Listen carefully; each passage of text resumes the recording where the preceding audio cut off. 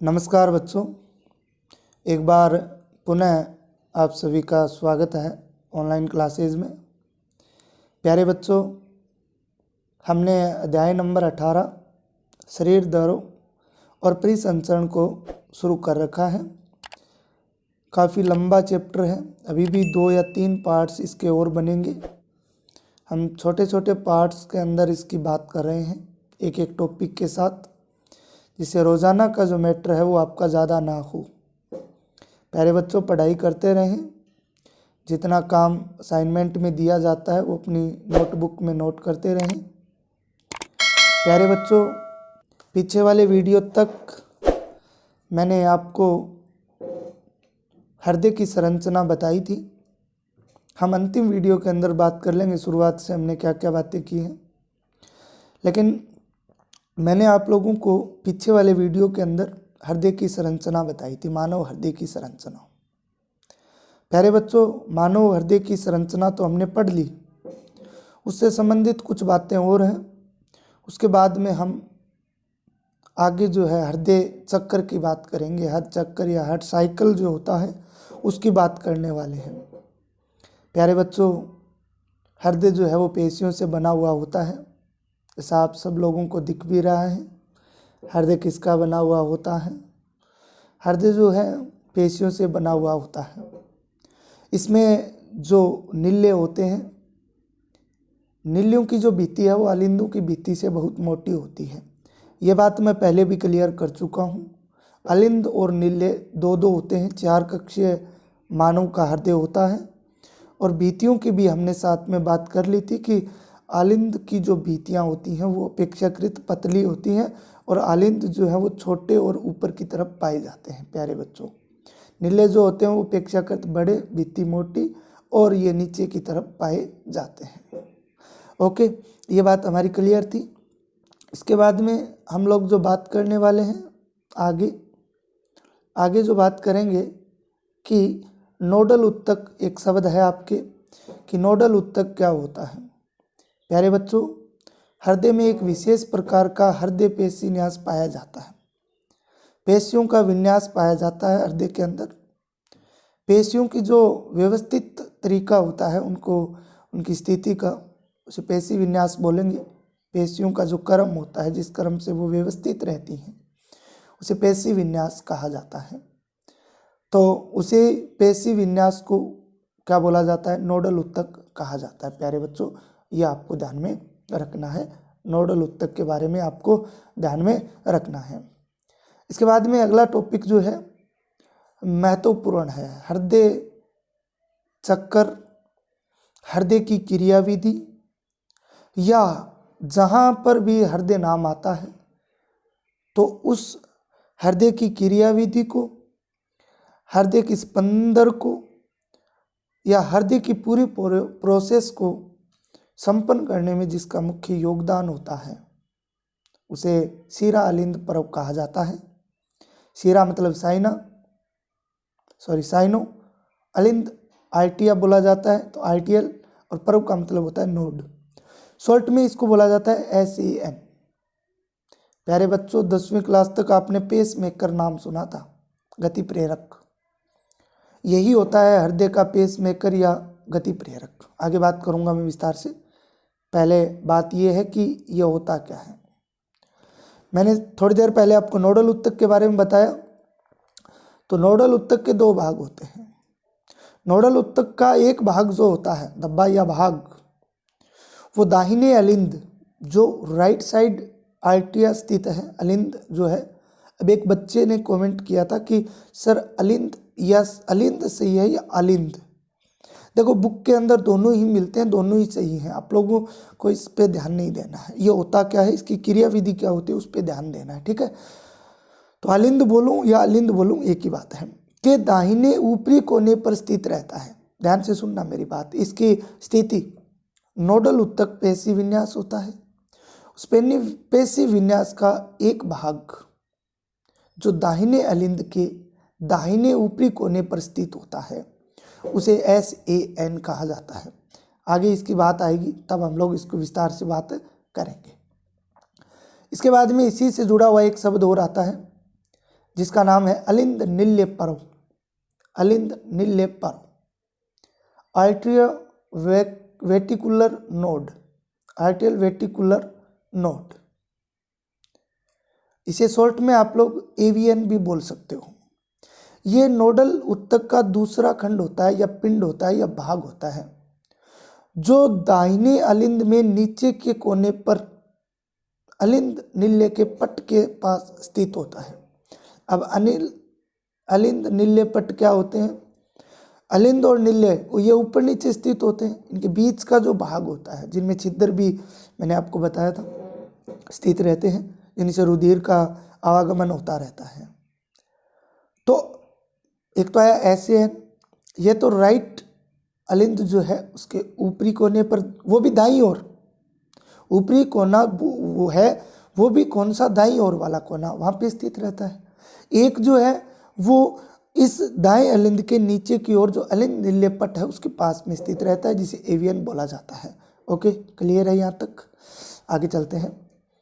अलिंद नील्य bundle, जिन्हें AV मंडल कहा जाता है। नोडल रेशों के जो मंडल होते हैं, पूरे नोडल उत्तक के अंदर बहुत सारे रेशे होते हैं, उन रेशों से मिलकर बंडल का निर्माण होता है, उन्हीं को AV बंडल कहा जाता है। AV मतलब आर्टिया वेटिकुलर जो है बंडल बोल दिया, शॉर्ट में इसको ये नाम जो है वो दे दिया गया। प्यारे बच्चों, एक शब्द आता है पुरकिंजे तंतु। पुरकिंजे विद्वान था एक, उसके नाम पर ये रखा गया है। तो ये क्या होते हैं? पूरा जो नील्य पेशी विन्यास होता है, नील्य जो होते हैं उनमें दोनों तरफ बहुत सारे धागे या रेशे जैसी संरचनाएं फैली रहती हैं या तंतु फैले रहते हैं रेशे जैसे। उन तंतुओं को ही हम लोग क्या बोलते हैं? पुरकिंजे तंतु कहते हैं। उनको ही हम लोग क्या बोलते हैं? पुरकिंजे तंतु जो है वो कहा जाता है।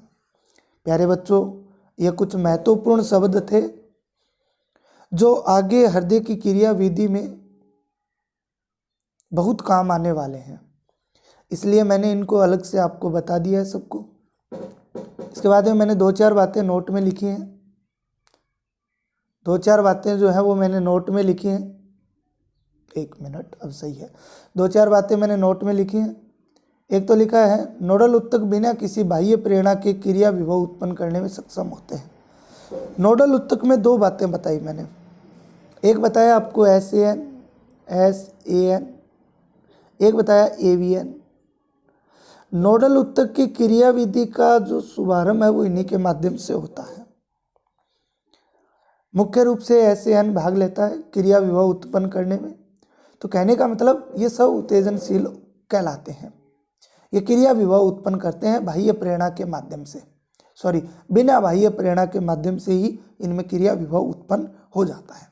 क्रिया विभव का मतलब है हृदय में रक्त आएगा, उसको आगे भेजना है, फिर कहाँ भेजना है, फिर आगे जो पूरी प्रोसेस रहती है वो क्रिया विभव के कारण ही संपन्न हो पाती है।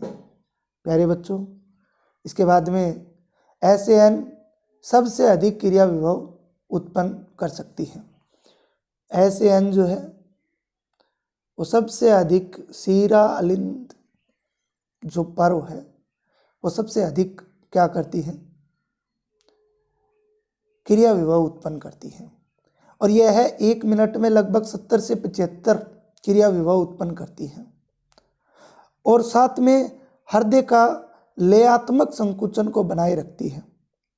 हृदय का जो क्रम है उसको लय तरीके से बनाए रखती है।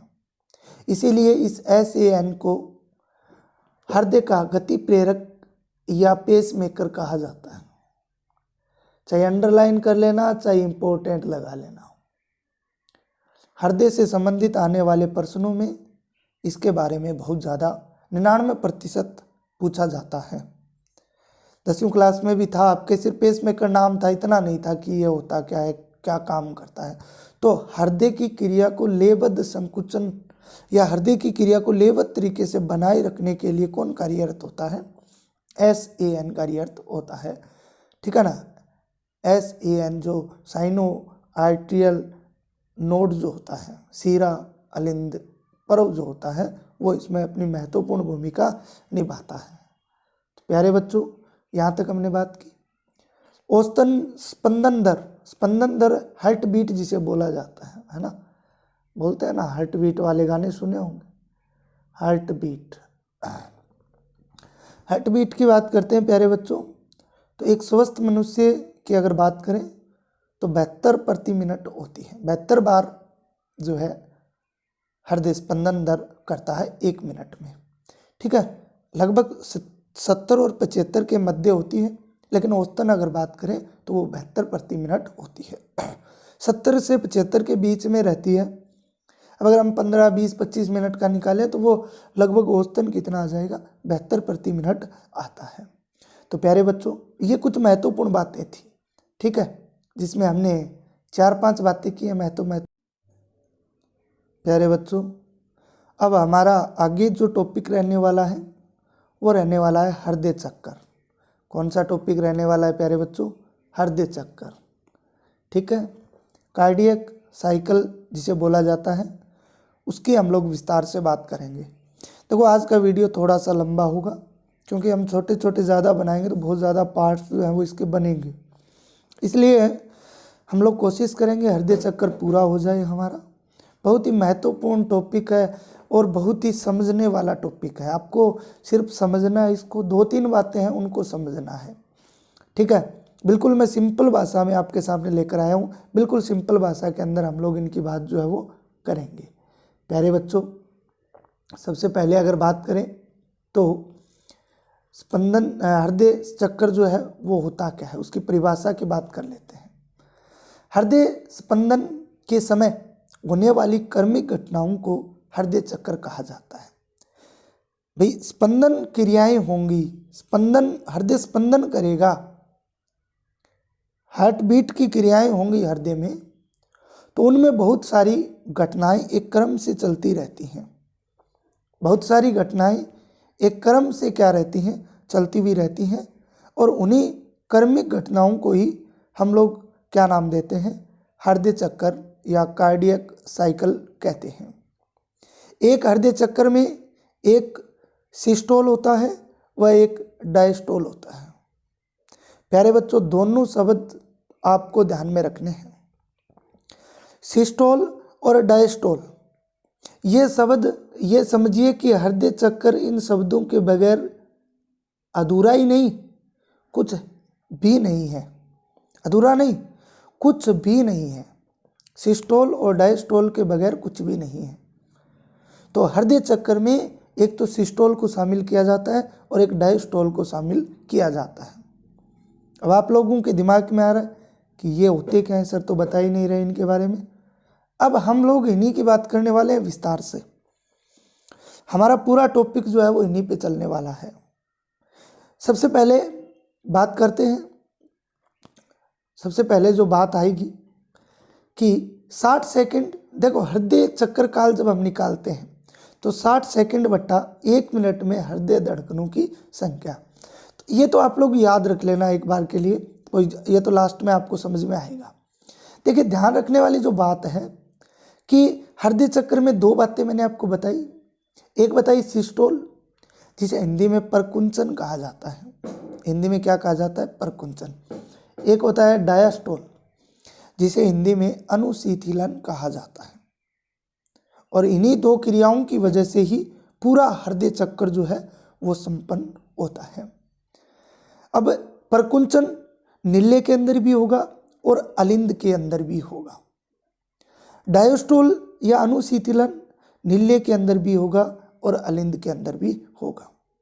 प्यारे बच्चों, यदि हम अलिंद या अलिंद सिस्टोल की बात करें तो मनुष्य के अंदर उसमें 0.1 सेकंड का समय लगता है और नीले के अंदर 0.3 सेकंड का समय लगता है। अनुशीतलन की बात करें तो अलिंद में 0.7 सेकंड और नीले के अंदर 0.5 सेकंड का समय लगता है। ये तो उनका टाइम हो गया कि एक चक्कर के अंदर उनको कितना समय लगता है। भाई, हृदय चक्कर में 4 क्रियाएं मुख्य होंगी। अभी मैं आपको यहीं पे समझाने का प्रयास करता हूँ। 4 क्रियाएं जो है प्यारे बच्चों मुख्य होंगी। पहली, भाई 1 नंबर अलिंद का परकुंचन, नीले का परकुंचन, अलिंद का अनुशीतलन सबसे पहले पढ़ेंगे और नीले का अनुशीतलन। ये 4 प्रकार की क्रियाएं जो है वो मुख्य हैं और यही क्रियाएं पूरे हृदय चक्र को संपन्न करेंगी। शुरुआत करते हैं हम लोग कि ये होती क्या है। उससे पहले कुछ और महत्वपूर्ण जानकारियाँ आपको बताता हूँ। महत्वपूर्ण जानकारियाँ, मनुष्य का हृदय 1 मिनट में 72 स्पंदन करता है। बिल्कुल, इसके एक स्पंदन में 0.8 सेकंड का समय लगता है। 1 मिनट की अगर बात करें, एक स्पंदन में अगर बात करें तो 0.8 सेकंड का समय लगता है। तो 60 सेकंड में ये कितनी बार हो जाएगा? लगभग 72 बार हो जाएगा। 60 सेकंड में लगभग ये कितनी बार हो जाएगा? 72 बार का समय, 72 बार स्पंदन दर करेगा। खरगोश का हृदय 1 मिनट में 200 बार स्पंदन करता है। एक विशेष जानकारी के साथ आप लोग इसको याद रख सकते हो। खरगोश का हृदय 1 मिनट में 200 बार स्पंदन करता है। प्यारे बच्चों, अब हम लोग चलते हैं हृदय चक्र के चरणों पे। 4 चरण मैंने आपको बताए, चारों चरणों के मैंने आपको नाम बता दिए प्यारे बच्चों। तो हम लोग सबसे पहले जिसकी शुरुआत करने वाले हैं वो प्यारे बच्चों आपके हैं कौन सा? आलिंदों का अनुशीतलन। आपको नाम में कन्फ्यूज़न नहीं रहना चाहिए कि सर अलिंद है या फिर आलिंद है, दोनों ही सही है। जो भी है आलिंद लिखो, आप अलिंद लिखो, ठीक है। दोनों ही, कुछ गाइड्स के अंदर अलिंद मिल जाता है, कुछ में आलिंद मिल जाता है। प्यारे बच्चों, शुरुआत करते हैं आलिंदों का अनुशीतलन। सबसे पहले आलिंद अनुशीतलन की प्रारंभिक अवस्था में होते हैं और इस अवस्था के अंदर जो हमने एक तो द्विवलनी कपाट पढ़ा था और एक त्रिवलनी कपाट पढ़ा था कि दाईं ओर जो अलिंद और नील्य के बीच में जो कपाट है उसे त्रिवलनी कपाट, और जो बाईं ओर है उन्हें द्विवलनी कपाट हमने कहा था। ये कपाट रहते हैं बंद। कौन सी क्रिया के अंदर? मैं देखिए आपको बिल्कुल साधारण तरीके से बता रहा हूँ, रटने की आवश्यकता नहीं है कि आलिंद नील्य कपाट, द्विवलनी कपाट हो चाहे त्रिवलनी कपाट हो, दोनों क्या रहेंगे? बंद रहेंगे। कौन सी क्रिया के दौरान?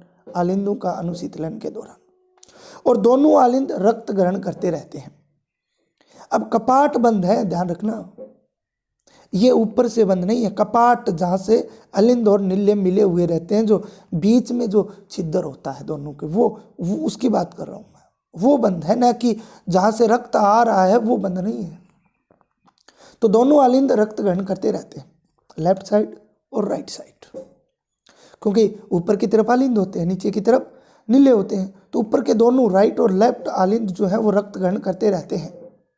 बात आती है कि यह रक्त ग्रहण की जो क्रिया है वो किसके द्वारा संपन्न होती है?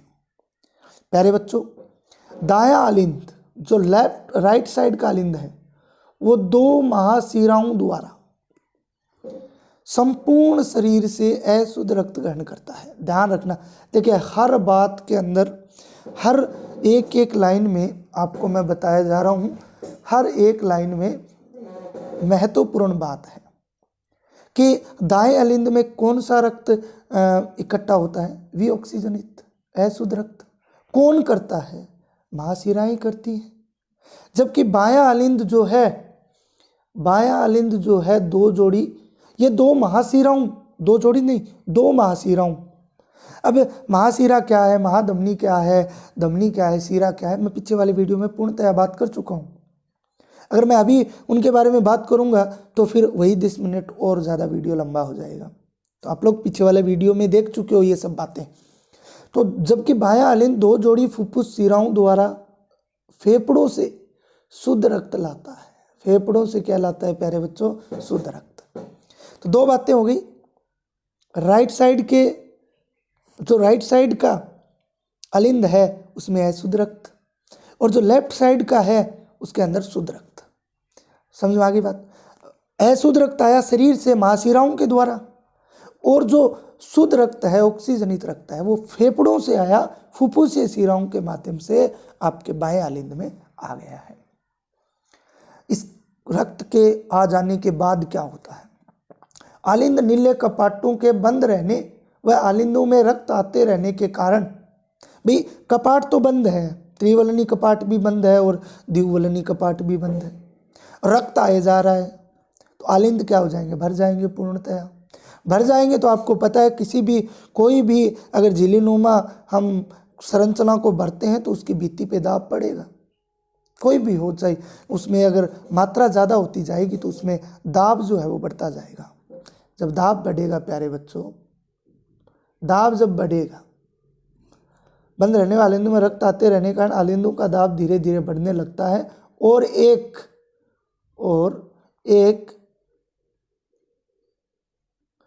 ऐसा समय आता है जब आलिंदु का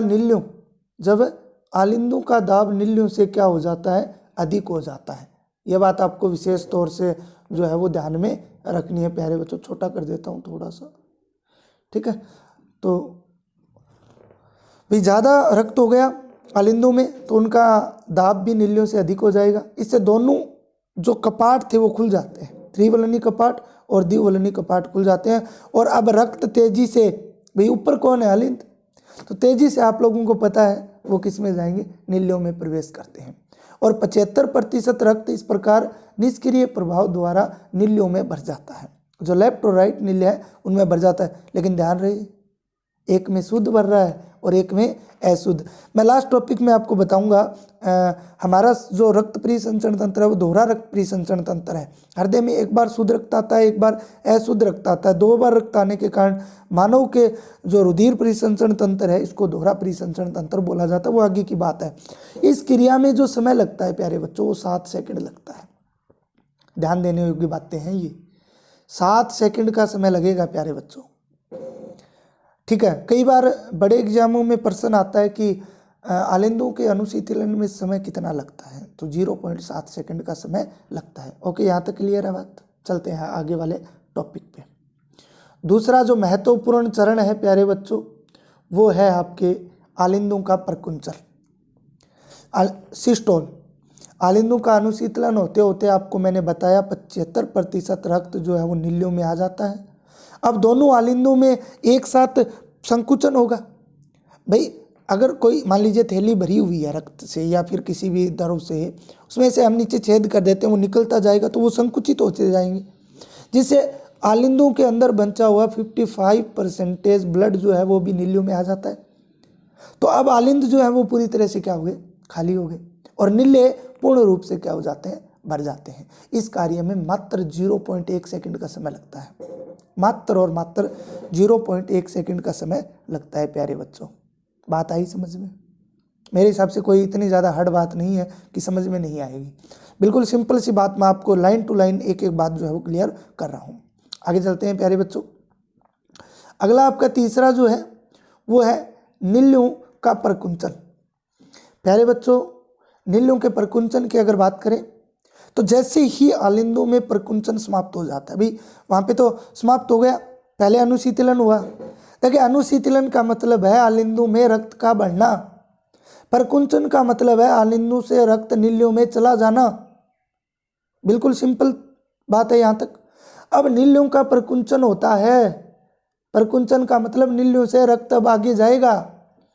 जैसे ही आलिंदों में प्रकुंचन समाप्त होता है उसके तुरंत बाद नील्यों में प्रकुंचन प्रारंभ हो जाता है, और इस प्रकुंचन के कारण नील्यों का दाब धीरे धीरे बढ़ता है और धमनी चापों से क्या हो जाता है, अधिक।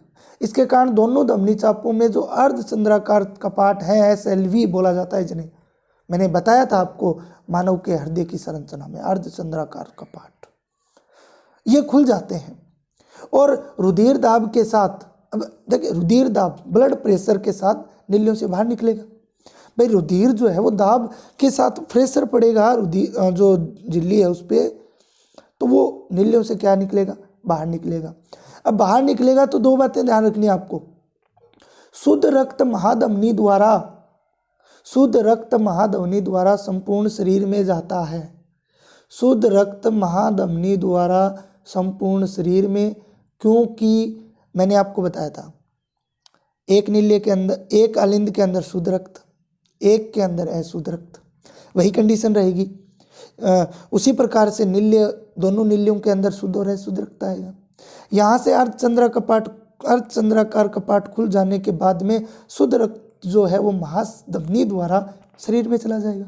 और अशुद्ध रक्त जो है वो फुफ्फुसीय धमनी द्वारा फेफड़ों में चला जाता है, क्योंकि हमारे शरीर में रक्त का शुद्धिकरण किस में होता है? लंग्स के अंदर होता है, फेफड़ों के अंदर होता है। इसीलिए फेफड़े हमारे जीवन के लिए बहुत महत्वपूर्ण अंग होते हैं। तो फेफड़ों के अंदर चला जाता है और धीरे धीरे नीलियों का दाब कम होने लगता है। इस पूरे काम में 0.3 सेकंड का समय लगता है। तो अनुशीतलन का मतलब क्या समझे? रक्त का बढ़ना। पहले जो नाम लगा हुआ है वो नाम मुझे उसके अंदर। प्रकुंचन का मतलब खाली होना। तो पहली क्रिया रक्त भरा आलिंदों में, फिर आलिंदों से निकल कर नील्य में। अब नील्यों से निकल कर आगे जा रहा है तो नील्यों का प्रकुंचन होगा पहले, और अंत में अब लास्ट जो क्रिया आती है प्यारे बच्चों, वो आती है नील्यों का अनुशीतलन। और प्यारे बच्चों, नील्यों के अनुशीतलन की बात करें तो जैसे जैसे नील्यों से रक्त बाहर निकलता है उनका दाब धमनी कांड जो है, धमनी जो नलिकाएं हैं वह महाधमनी से क्या हो जाता है? कम हो जाता है, जिससे दोनों अर्धचंद्राकार जो कपाट हैं वो पुनः क्या हो जाते हैं? बंद हो जाते हैं। इससे रक्त जो है वो वापस उस धारा प्रवाह में नहीं आ पाएंगे। रक्त जो है वो वापस उस धारा प्रवाह में नहीं आ पाएगा, अर्थात विपरीत प्रवाह हृदय में नहीं हो पाता है। ये बात तो मैं पहले भी कर चुका हूँ। ओके, यहाँ तक क्लियर है। इसके बाद में देखिए, नील्य प्रकुंचन के समय जैसे ही नील्यों से रक्त बाहर आता है तो नील्यों का दाब कम होता है तथा द्विवलन व त्रिवलन कपाट खुल जाते हैं और नील्यों का बढ़ना क्या हो जाता है? पुनः प्रारंभ हो जाता है और नील्यों का अनुशीतलन भी प्रारंभ हो जाता है। इस क्रिया में 0.5 सेकंड का समय लगता है। तो ये अलग अलग समय था, लेकिन टोटल हृदय चक्कर में 0.8 सेकंड का ही समय लगता है। ये तो इनका पूरे का था। हृदय चक्कर में 4 चरण हैं। चारों चरण मैं आपको अच्छी तरह से बता चुका हूँ, रिपीट करने की आवश्यकता नहीं है, क्योंकि रिपीट करूँगा तो 5-10 मिनट और लग जाएंगे ज़्यादा। तो मैं आपको ये अच्छी तरह से बता चुका हूँ, क्योंकि वीडियो लगभग 22-23 मिनट का हो चुका है। तो प्यारे बच्चों, कहने का मतलब है ये आपके हृदय चक्कर की बातें हो गई हैं। 2-4 बातें इसमें महत्वपूर्ण और हैं, वो मैं आपको और बता देता हूँ। इसके बाद में 2-4 बातें, 1 मिनट में 72 बार स्पंदन करता है। एक हृदय चक्कर 0.8 सेकंड में समय लगता है। प्रत्येक हृदय चक्कर में नील्य 70 ml रक्त प्रवाह या पंप करता है। ये बात ध्यान रखने योग्य बात है। कितने ml? 70 ml, जिसे हम प्रवाह आयतन कहते हैं। यदि प्रवाह आयतन को हृदय चक्कर से गुणा कर दिया जाए तो हृदय निकास निकल आएगा, ठीक है ना। अर्थात हृदय निकास प्रत्येक नील्य द्वारा रक्त की मात्रा और प्रति मिनट में, यहाँ पे देखिए, प्रति मिनट में बाहर निकालने की जो क्षमता है, जिसका मान स्वस्थ व्यक्ति में 5000 ml, ये लगभग है, मैं आपको अभी बताऊंगा, 5000 कुछ आता है ये ml या 5 लीटर होता है। व्यायाम या अधिक परिश्रम करने पर यह 8 से 11 लीटर तक हो जाता है, ठीक है। एक तो मुख्य बात ये हो गई। अब यदि हमें निकालना हो तो हृदय चक्कर भी 72 बार स्पंदन करता है। कितनी बार स्पंदन करता है? 72 बार स्पंदन की क्रिया करता है 1 मिनट में। प्रवाह आयतन नील्यों द्वारा कितना पंप किया जाता है? 70 ml एक हृदय चक्र में। तो अब हृदय निकास निकालना है तो 72 को हम लोग 70 से गुणा कर देंगे तो 5040 मिलीलीटर प्रति मिनट पंप करता है। तो लगभग 5 लीटर आप लोग इसको मान सकते हो, ठीक है। अब इसके बाद में एक महत्वपूर्ण बात और रह गई, वो और बता देता हूँ। हृदय की ध्वनियाँ क्या है? हृदय ध्वनियाँ, हार्ट साउंड। एक हृदय में 2 प्रमुख जो है हृदय ध्वनियाँ सुनाई देती हैं। एक तो होती है लब की, किसकी होती है? लब की। और एक होती है डब की। ये डप दे रखा है, डप, कुछ किताबों में डब मिलता है, डब, ठीक है। दोनों ही सही है, ध्यान रखना। तो कब लब होगी, कब डब होगी? लब डब, लब डब, लब डब, जब हम लोग इसको सुनते हैं तो ये ध्वनि नजर आएगी। वैसे इसको जो है यंत्र द्वारा सुना जाता है, ठीक है ना। हम लोग स्टेथोस्कोप द्वारा सुन सकते हैं, तो लब डब की ध्वनि जो है वो सुनी जाती है और डॉक्टर लगाकर उसी ध्वनि को पढ़कर ही ये पता करता है कि कौन सी बीमारी है, किस प्रकार से समस्या आ रखी है। तो एक हृदय में 2 प्रमुख हृदय ध्वनियाँ हैं। पहली जो लब है, वीडियो बहुत लंबा हो गया, 30 मिनट के करीब। लब जो है, लब की यदि बात करें तो ये कब सुनाई देगी? जब द्विवलन और त्रिवलन कपाट बंद होते हैं, उस समय एक ध्वनि आती है। द्विवलन और त्रिवलन कपाट जब बंद होते हैं उस समय जो ध्वनि आती है, उस ध्वनि को हम लोग क्या बोलते हैं? उस ध्वनि को हम लोग लब बोलते हैं। और दूसरी जो ध्वनि होती है वो नील्य अनुशीतलन के समय शुरू होती है, जब अर्धचंद्राकार कपाट जो है वो क्या हो जाते हैं, बंद होते हैं। अर्धचंद्राकार कपाट क्या होते हैं, बंद होते हैं। उस समय हमें डप या डब, दोनों ही सही है, की ध्वनि जो है वो सुनाई देती है। इस प्रकार लब और डब की ध्वनि हमें सुनाई देती रहती है। ठीक है, ये एक प्रकार का क्या है, दोनों जो ध्वनियाँ हैं वो एक हृदय चक्र के अंदर हमें सुनाई देती है, लब और डब। तो प्यारे बच्चों, आज का वीडियो जो है वो आपकी परीक्षा की दृष्टिकोण से बहुत ज़्यादा महत्वपूर्ण है। 2 मिनट अब आपसे चर्चा कर लेता हूँ। आज का जो वीडियो है वो आप लोगों के लिए बहुत महत्वपूर्ण है। आप लोग चाहे हाई लेवल 12वीं क्लास है, 12वीं में तो आपके नहीं आएगा एनसीईआरटी में हृदय, लेकिन कॉलेज के अंदर या फिर नीट एग्ज़ाम के लिए ये जो है वो बहुत ही महत्वपूर्ण टॉपिक था। तो प्यारे बच्चों, इसको आप लोग आराम से सुने, पहले पूरे का पूरा वीडियो देखें, उसके बाद इसको लिखें। आप लोगों को बिल्कुल समझ में आएगा, एक एक बात को आप समझें और लिखें, आपको बिल्कुल समझ में आएगा। ठीक है, तो प्यारे बच्चों, अगले वीडियो तक आप लोग पढ़ते रहें, मस्त रहें और व्यस्त रहें। बहुत बहुत धन्यवाद।